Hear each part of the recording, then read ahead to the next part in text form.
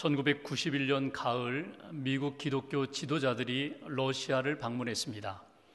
당시는 고르바초프 대통령이 면직된 상태였고 옐친 대통령이 권좌에 오르기 직전의 상황이었습니다.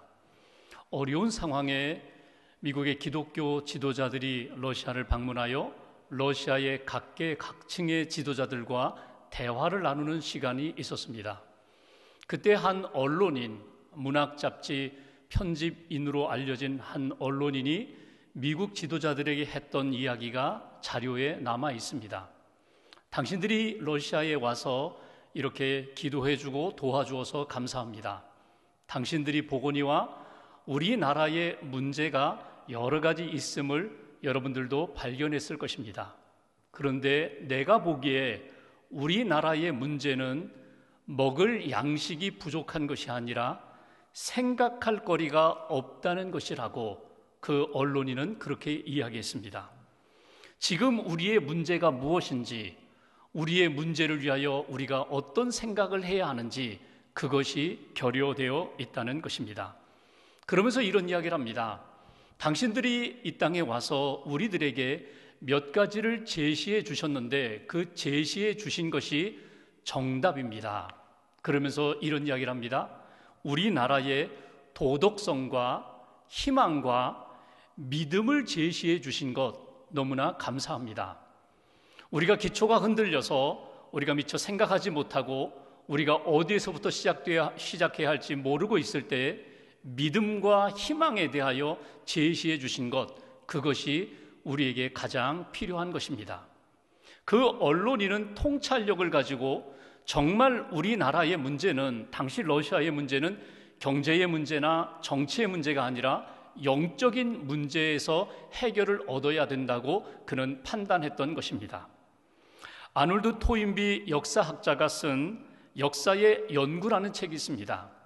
그는 역사를 통찰력을 가지고 바라보았고 기록에 남겼습니다.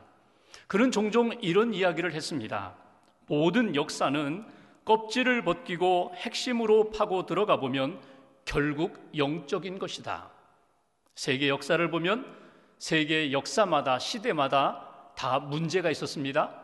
개인으로 본다면 개인의 문제, 가정의 문제, 나라와 민족의 문제들이 있는데 그 모든 문제들 결국은 영적인 문제라는 것입니다. 그러니까 우리가 만난 많은 문제들을 경제적인 접근으로, 사회적인 접근으로 또는 정치적인 접근으로 접근해서 해결을 얻으려고 하는 것도 필요하지만 믿음의 사람에게 있어서는 가장 중요한 영적인 접근이 필요하다는 것입니다. 영적인 문제로 바라보고 영적인 문제에서 답을 얻을 때에 기초가 튼튼해지고 그 위에 하나님이 기뻐하시는 세계를 세워갈 수 있다는 것입니다. 여러분이 오늘 안고 있는 문제는 무엇입니까? 여러분들은 그 문제를 어떻게 해결해 나가고 있습니까? 오늘 우리는 호세아 말씀을 보면서 하나님이 이스라엘 백성들을 얼마나 사랑하시는지 그 뜨거운 사랑을 우리는 만나게 됩니다. 하나님이 이스라엘 백성들을 바라보시면서 그들 가운데 꼭 있어야 되는데 지금 잃어버린 것들이 있다고 말씀하셨습니다. 우리가 지난 주일에 본 것처럼 그들 안에 하나님 앞에서의 진실함이 빠졌다. 하나님으로부터 받은 헤세드의 사랑을 잃어버렸다. 하나님을 아는 지식도 없도다. 하나님이 탄식하시면서 회복해야 된다고, 아니 너희를 치료하고자 한다고 말씀하시는 말씀을 우리가 호세아를 통해서 우리는 듣게 됩니다. 거룩한 백성임에도 불구하고 거룩성을 잃어버렸습니다. 거룩한 땅임에도 불구하고 죄와 악이 가득한 땅이 되어버렸습니다. 이스라엘 백성들은 생각합니다. 우리는 문제가 없다고. 하나님은 그들에게 너희들이 있어야 할 것들 잃어버리고 거룩성 잃어버리고 믿음과 사랑 잃어버리고 하나님 앞에서 치유받고 회복되어야 된다고 하는데 이스라엘 백성들은 아닙니다. 우리는 문제 없습니다.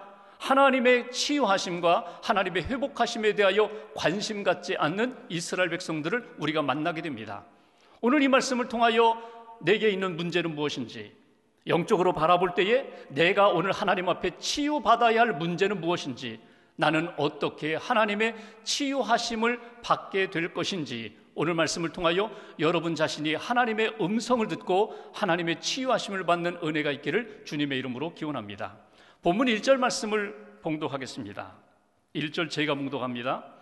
내가 이스라엘을 치료하려 할 때에 에브라임의 죄와 사마리아의 악이 드러나도다.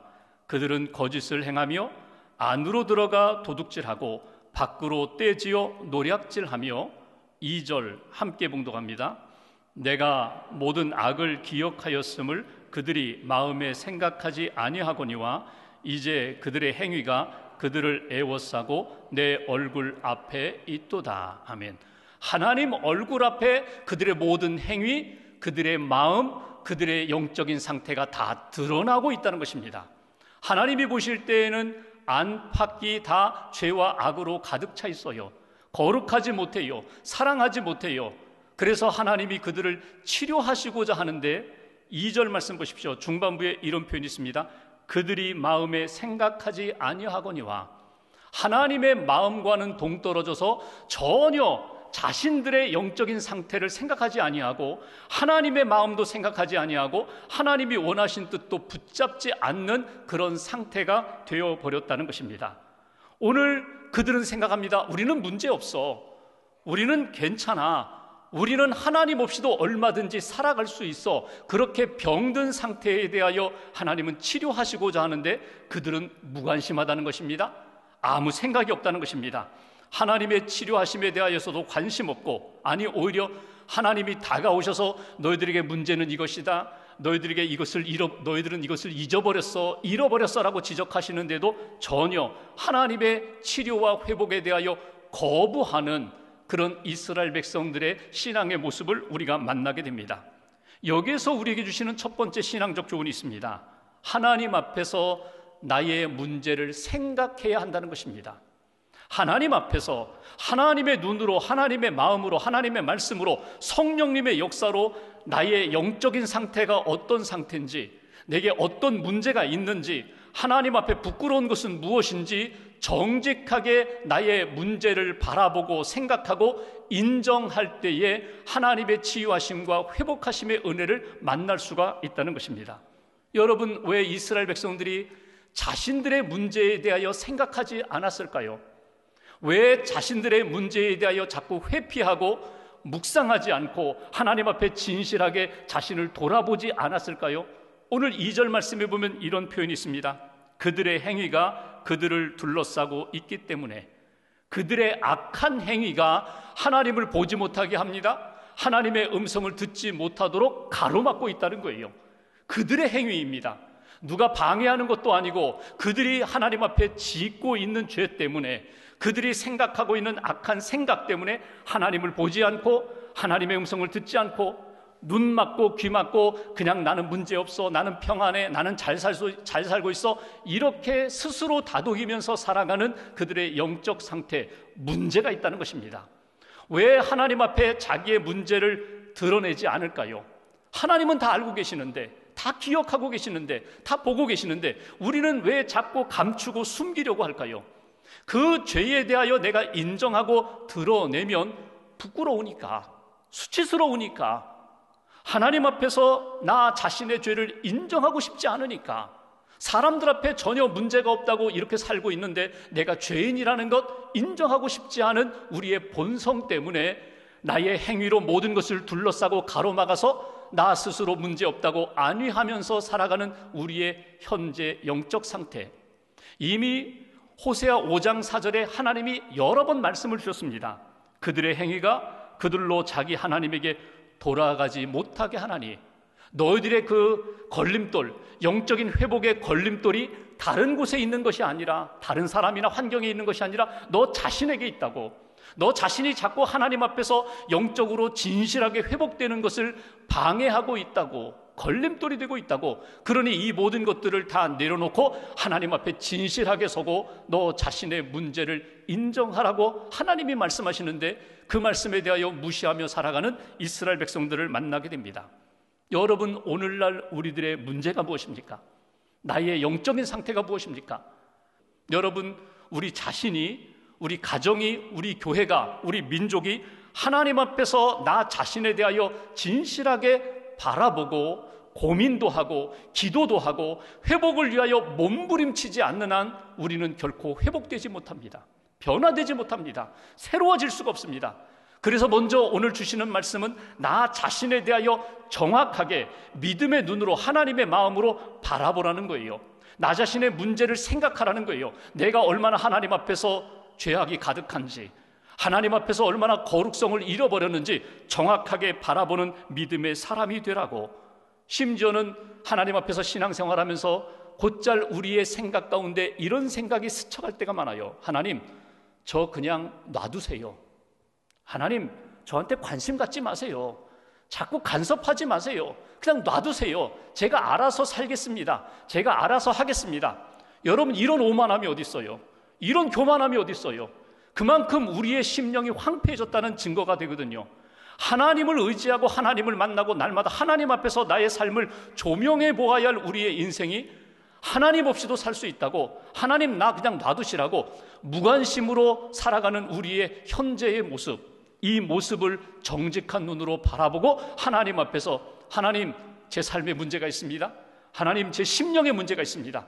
하나님의 은혜 없이 살아가고 있는 저를 불쌍히 여겨달라고, 긍휼히 여겨달라고 하나님 앞에 다시 한번 엎드릴 수 있는 저와 여러분들 되시기를 주님의 이름으로 기원합니다. 두 번째로 4절 말씀 보십시오. 오늘 하나님이 이스라엘 백성들을 치료하시고자 하는데 이스라엘 백성들의 상태는 어떤 상태인가? 4절 한 절을 같이 봉독합니다. 그들은 다 간음하는 자라 과자 만드는 자에 의해 달궈진 화덕과 같도다. 그가 반죽을 뭉침으로 발효되기까지만 불 일으키기를 그칠 뿐이니라. 아멘. 여기 보시면 우리의 마음 상태를 비유로 이렇게 말씀하십니다. 달구어진 화덕 같도다. 화덕이라는 게 뭐예요? 빵을 굽는 기구거든요.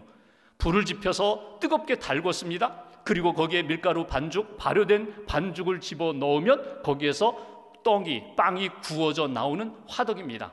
근데 여기 달궈진 화덕이라는 것은 거룩한 것을 사모하고 말씀을 사모하고 진리를 사모해서 하나님이 기뻐하시는 믿음의 열매를 내는 화덕이 아니라 세상의 욕심과 탐욕과 잘못된 것, 부정한 것들을 끊임없이 탐하면서 그것이 우리 안에 들어오면 그것으로 인하여 하나님 기뻐하지 않는 열매를 맺기로 준비된 그런 마음을 지적하시는 내용입니다.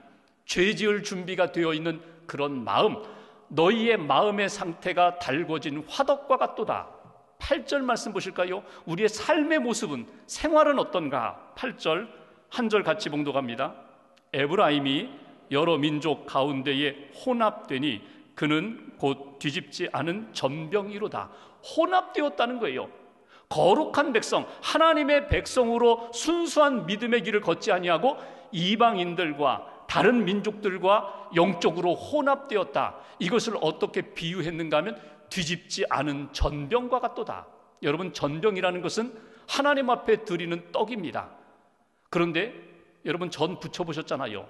일정한 시간이 되면 뒤집어야 되는데, 그래서 위와 아래가 골고루 익어야 되는데 그냥 방치해 놓고 있어요. 밑에는 새까맣게 타고 있는데 위에는 아직도 전혀 익지 않았어요. 두 가지 모습으로 나타납니다. 겉과 속이 다른 모습으로 나타납니다. 안과 밖이 다른 모습으로 나타나는 그러한 모습, 이중적인 이스라엘 백성들의 모습, 영적으로 이중적인 그러한 모습을 하나님이 지적하시는 내용입니다. 여기 마음의 상태와 육신의 삶의 모습을 지적하시면서 우리에게 주시는 두 번째 메시지가 있어요. 너희가 치료받기를 원하느냐? 하나님의 은혜 가운데 회복되기를 원하느냐? 그렇다면 너희의 마음과 삶을 하나님 앞에서 진단받아야 된다고. 내가 진단하는 것이 아니라 하나님의 말씀과 하나님의 은혜 가운데 너희의 현재 상태, 마음의 상태가 어떤지, 너희의 육신의 삶이 어떤지, 사회생활이 어떤지, 신앙생활이 어떤지 하나님 앞에서 진단받아야 한다고 우리에게 말씀을 주십니다.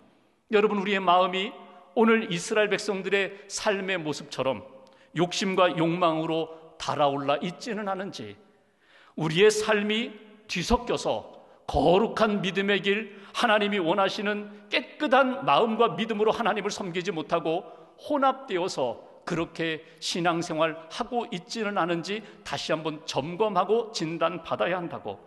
여러분의 마음을 보십시오. 아직 죄는 짓지 않았습니다.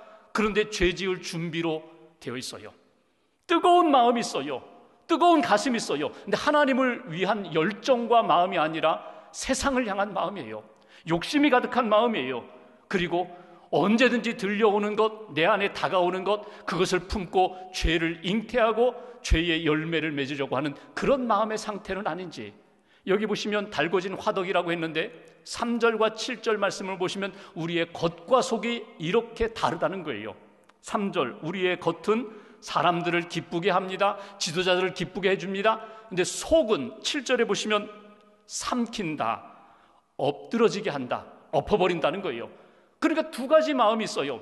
속 마음은 이미 엎어버리려고 하고 다른 사람들에 대하여 사랑하는 마음 없이 해하려고 하는데 겉으로는 거짓말하면서 그럴듯하게 넘어가는 그런 이중적인 모습이 너희들의 모습이다. 이스라엘 백성들을 지적하시면서 오늘 우리 자신을 점검하라고 하나님이 말씀하십니다. 6절에 보시면 이렇게 말씀하세요. 그들의 마음은 간교하다, 간교하다. 하나님이 보실 때, 사람들은 모르는데 하나님이 보실 때 너희들은 참으로 간교하구나. 간교한 마음 가운데 하나님의 회복의 역사가 나타나겠느냐? 너희들 하나님 앞에서 돌이켜야 돼. 너희들 하나님 앞에서 다시 한번 회복되어야 해. 이것이 주시는 메시지입니다. 우리들의 모습 가운데 오늘 여기 또 이렇게 말씀하셨잖아요. 뒤집지 않은 전병과 같도다. 뒤집지 않은 전병이 뭐예요?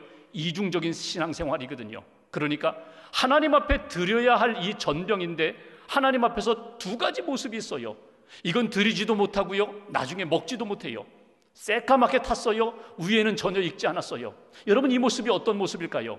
이스라엘 백성들이 그랬습니다. 하나님 앞에 제사를 드려요, 예배를 드려요. 그리고 나니까 뭔가 부족한 것 같아요. 그래서 바알을 찾아갑니다. 바알 신에게 찾아가서 제사를 드리면서 풍요함을 달라고, 풍년을 달라고, 물질적인 부유함을 달라고 그렇게 바알 신에게 엎드리고, 이번에는 아스다로 신을 찾아갑니다. 그리고 성적으로 만족을 누리게 해달라고, 쾌락을 누리게 해달라고, 세상의 즐거움, 육체의 즐거움을 추구하는 그런 인생의 모습.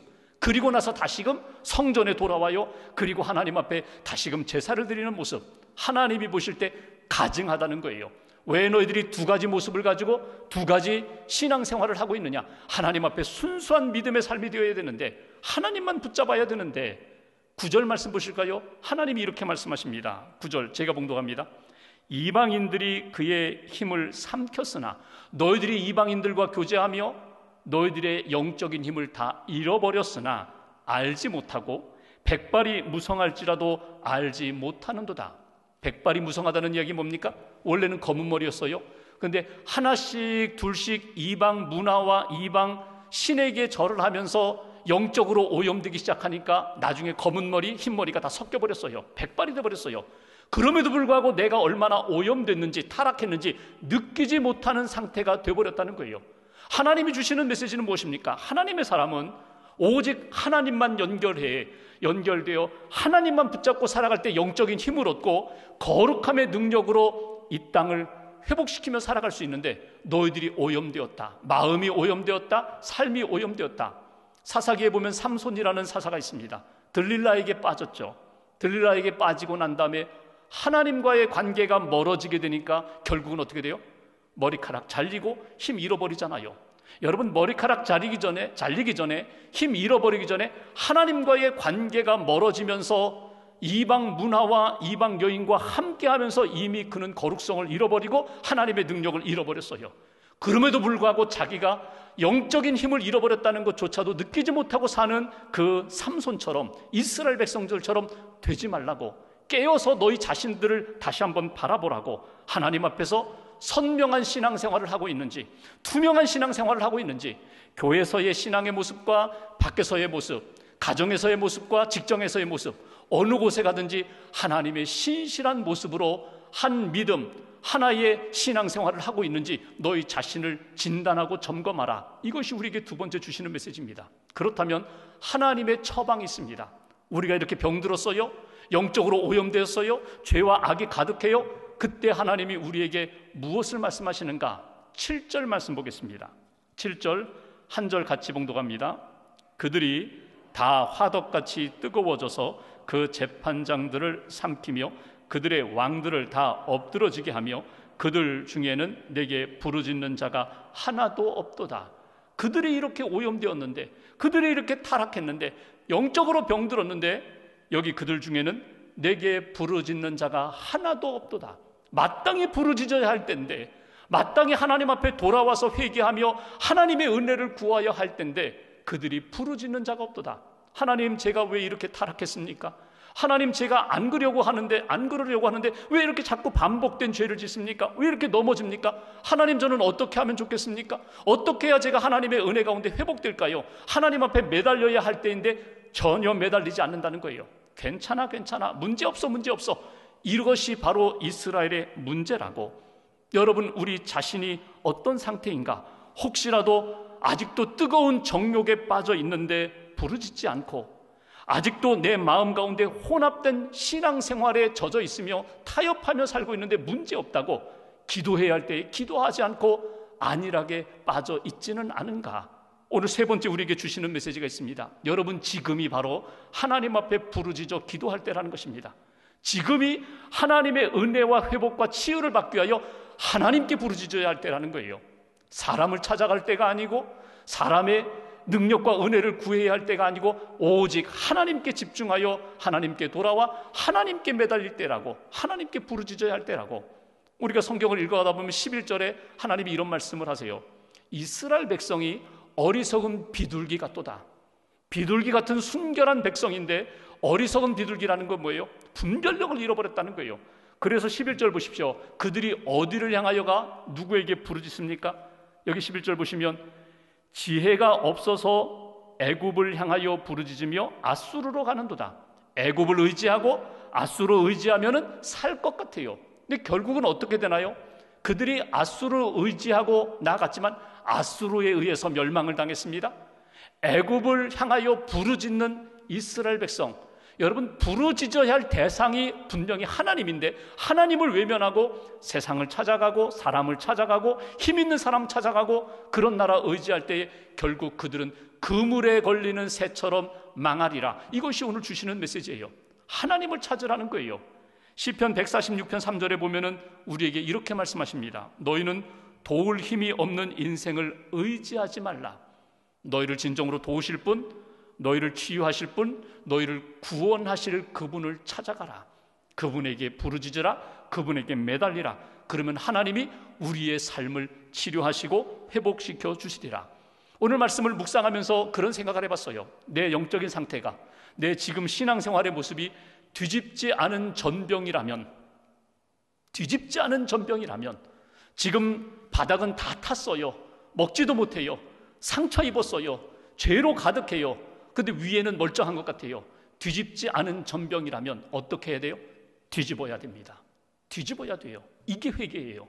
이게 하나님 앞에 나와서 말씀과 성령으로 뒤집어질 때에, 우리의 삶이 완전히 새롭게 뒤집어질 때에 하나님의 은혜 가운데 회복의 역사가 우리 가운데 나타난다는 것입니다.